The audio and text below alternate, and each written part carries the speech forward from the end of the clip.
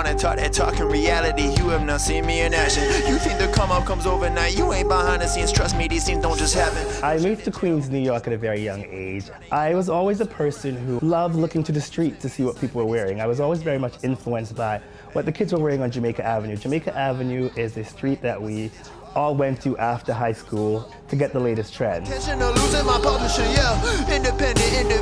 I had a really good friend by the name of Michael Kenneth Williams who said to me one day, why don't I style him? And I was like, what is that? He later on introduced me to one of my mentors, June Ambrose. We shot for hours on top of hours on top of hours. I knew then and there at the time that fashion styling is what I wanted to do.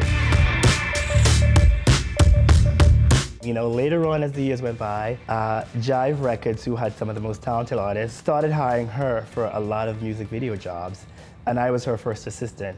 As the years went by, Hype Williams called Missy Elliott. Me, I'm super fly, super duper fly, super duper fly. He had a vision of putting her in a Michelin Man suit, and we're like, what's that? So we did our research and found out it was an inflated suit. Me, I'm super fly, super duper. For the record, it's not trash bag, it's a patent leather fabric. So we took that fabric and made Missy's suit. Puffy and Mace, we covered yellow fabric with plastic. And a few seasons later, Dolce & Gabbana had all these amazing dresses covering beautiful fabric with plastic. And we were like, wait a minute, we did that before. High fashion has always been influenced by the street. When I travel to places like Japan and London, you see the influence of Black American streetwear. You know, I'm constantly watching and learning because the inception of streetwear really does start in the street. So it seems, liquor stores and crack fiends, South Jamaica Queen. You have to have that insight.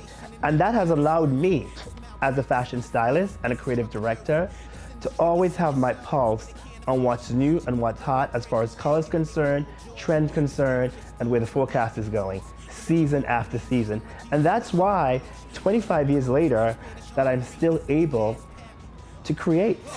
They ain't never seen nothing like this before. Lit the room when I came through the front door. First time I met Eric, it was for casting. He was helping us cast and style the first Call Can I fashion show in Brooklyn.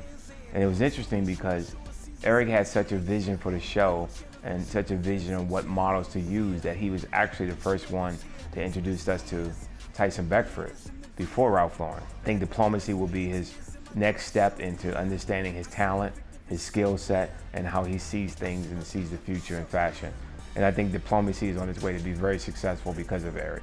His talent speaks for itself. I was blown away by Eric's sensibility, his style, his ability to connect the dots across trends, both high and low. Eric, to me, is that guy when you think about that fashion credibility, that iconic status, and then on top of it all, just a really great guy.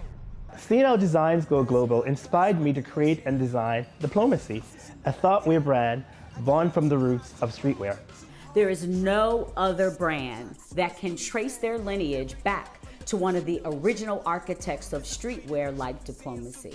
The aesthetic of many of the streetwear designers of today comes from them being a student of streetwear rather than being born from the culture. Eric was born from it. His journey has taken him to many different places. You know, to create streetwear, to create a style that speaks to somebody in New York City, speaks to somebody in London, speaks to somebody in Tokyo, speaks to somebody in Stockholm. When you can transcend language with style, that's diplomacy.